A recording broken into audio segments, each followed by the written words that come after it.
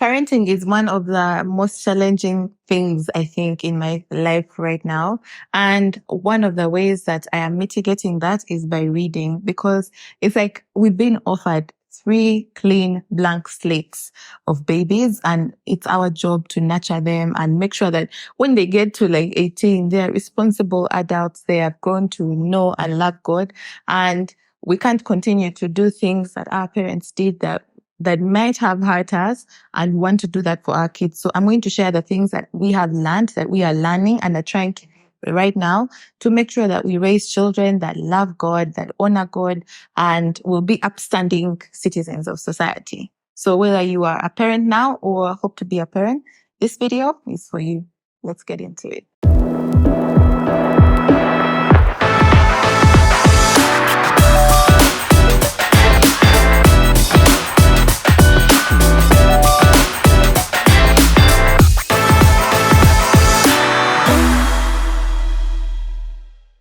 So yesterday I was watching my Instagram stories, and there's an influencer that I follow who had a question tag, and someone asked her, how do you avoid shouting at your children? How do you avoid raising and calling them names? And I loved how she responded, and I would just love to build onto that. She said that I can't be shouting at my children and then I'm mad at them the next minute when they're shouting at their siblings or at their friends, because where are they learning that behavior from? If you see your children abusing their friends, where do you think they're learning that behavior from? It's from you. So the way that you treat them is going to inform a lot of their behavior.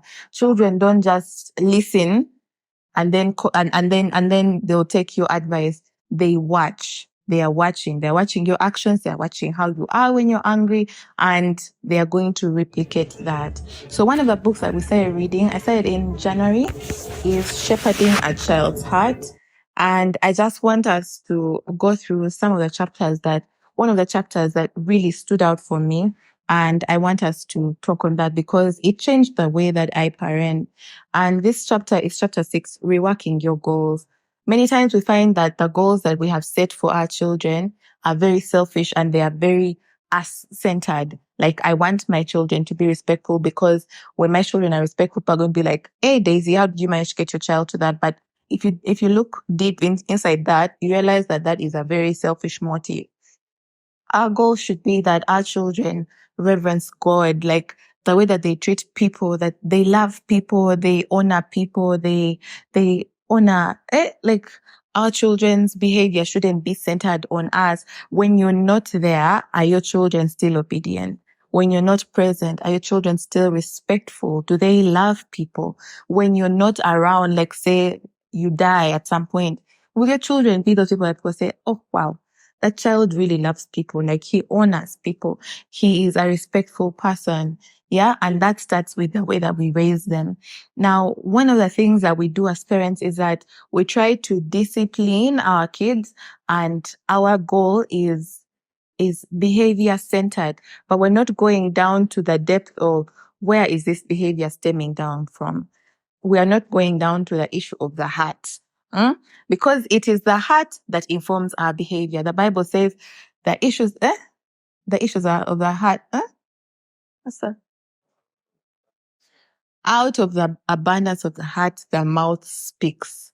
Yeah. So whatever your heart is full of is what your mouth is going to speak. So when you're trying to correct your child, is it just you trying to make sure that they are in line? You panel beat and they are shaped into line, or you're trying to appeal to the heart that in the event that you're not there, maybe you're at school, they've gone to school or they are visiting, that they are able to behave the way that is required of them. Yeah. So one of the things that I like is, here they mentioned that in this day and age, we try to engage our kids in activities so that they are busy.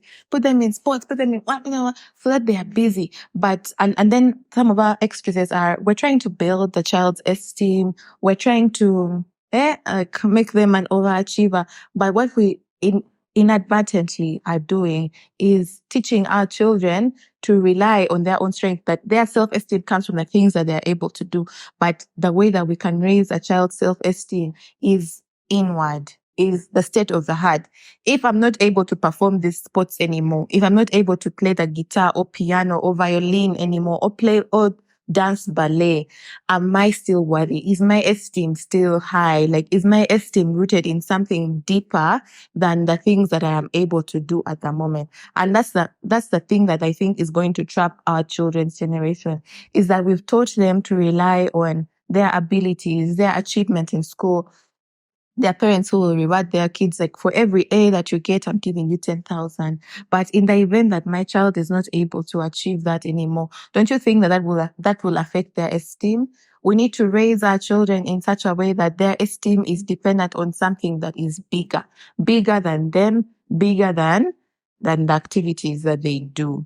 And let me just read this paragraph. A biblical worldview dictates that you should teach your children to exercise and care for their bodies as an expression of stewardship for God's gifts. Abilities should be developed because God has given stewardship of talents and special capacities.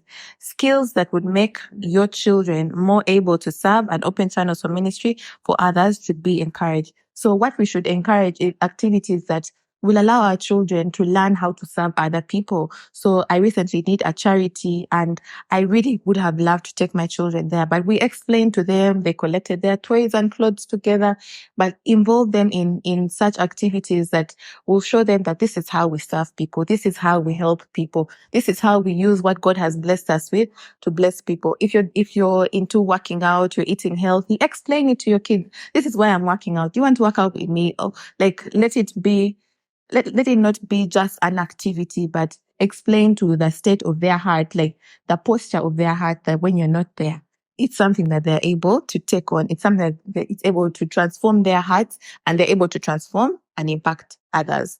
For me, that really stood out for me. Like, my children should be able to have an impact, not for themselves, like, oh, I gave charity. No. But I was able to use what God has blessed me with to bless other people, and not from a place of pride. Another thing that I would love for us to talk about is nurturing the love for God. Our children won't naturally love God. Yeah, when we are born with sinful hearts. Our hearts just want to do the wrong thing. But the way that we're going to nurture our kids to love God is in the things that we do. So when was the last time you had family altar? Our family altar can be so disorganized. This one is riding a car. This one is fighting. This one wants to sit on my lap, and then the other one wants. It can be quite chaotic, but we know that the seed is being planted. So we keep reminding them how we should be when we are praying. We keep reminding them of the values of praying. We sing with them. Like, we teach them about Jesus. It starts now. It might be chaotic. It might not look the way you think, that all three children are going to sit there and listen, but it is the seed that you are planting. So it starts now. If you want your children to be Godward, like to look towards God, to love God, to be those kids that I talked about as good examples, then it starts now. So do family altar, sing together, share testimonies, share prayer requests, and let them know that even you have things that you want. Because sometimes we can look like we're all high and mighty, but show them, like, be vulnerable with your children and show them the places where you too need God. Yeah, for me, that is very, very important for me. Another way that we can teach children to want to look out for others' interests before even themselves, like children who love other people, is things like at family dinner. You don't eat your food until everyone else has served. When you're serving, like, look, if we are 6 and there are like 5 pieces of chicken, who is going to take the half? Like, how do we look out for other people? It starts in these little lessons that are the opportunities that are presented to us at home. So use those opportunities, use those as teaching opportunities. And some of the methods, so now this is chapter 7, discarding unbiblical methods. Some of the methods that we use as parents is bribing. When you finish your food, I'm going to give you ice cream. But the thing is that as this child grows, they want more than ice cream. Or when you get an A in math, I'm going to buy you a Nintendo. The thing is that those needs, the needs that you can satisfy begin to become even more expensive. But then you're also training your child's heart. Yeah. Whether you're training your child positively or negatively, just know that you're training your child's heart. And now you've trained their hearts to want rewards, to want these worldly things that are quickly fading. Like, I should want to excel at school because I want to become so and so that I can change the world. I want to go to space so that I can plant the Uganda flag on Mars. Like, let the posture of our heart not just be for the things that we can gain right now, the things that credit us right now. So when you want your child's behavior to be transformed, it should not be for the things that they can get, but for the state of their heart. How is the state of their heart? So some of the unbiblical methods that we have adopted come from like TV shows, from movies, and we've allowed those things to dictate how we raise our children. But as Christian parents, how we raise our children should be biblical. What does the Bible say about raising their children? And then another excuse that we keep giving is, I didn't turn out so bad. My parents did this, this, and this, and I didn't turn out so bad. But to whom much is given, much is required. You know better. There's a lot that you have experienced and you now know better. So you can't give your children the bare minimum just because you turned out right. But you also know that there are innate issues, innate hearts that are in there from the way that you were raised. So you can't continue to do the same thing. Another method that many parents use is, it's called emotionalism. Like, say I'm at the airport, my child throws a tantrum and I'm getting embarrassed and I'm like, I'm going to leave you here. Like, that's a fear tactic. I'm going to chill you here. I'm tired of you. You're embarrassing me. What are we teaching our children? So now your child is going to start to behave because they don't want to be left alone in the airport. They're scared and you are rejecting them. And these are the methods that are coming so naturally for us and we have normalized. We also try to guilt trip our children. You're hurting my feelings. Let's not do that, guys. Let's not do that. Let me read here.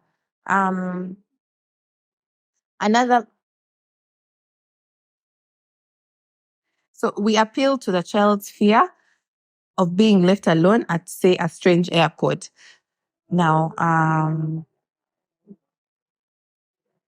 some use this emotional approach in a kinder way.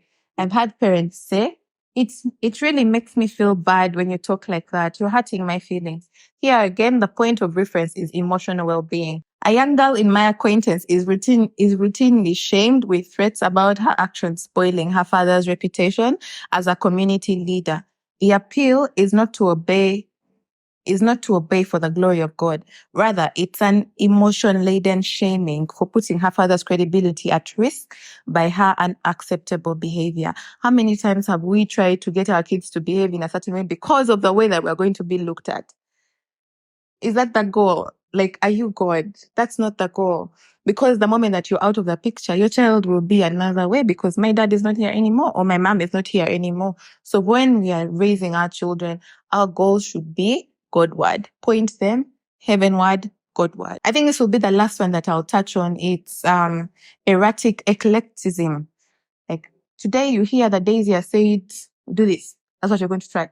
Next time you're reading a magazine, they say, do this. Then you go and try it. Like, your child doesn't know. What mom or dad am I getting today? There's no particular thing that you have stuck to and you are consistent with. So while you're doing your research on parenting, before you implement, actually do research.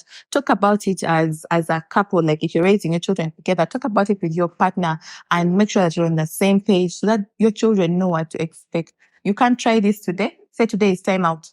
Tomorrow, we're writing contracts. When you get A's, this is what we're giving you.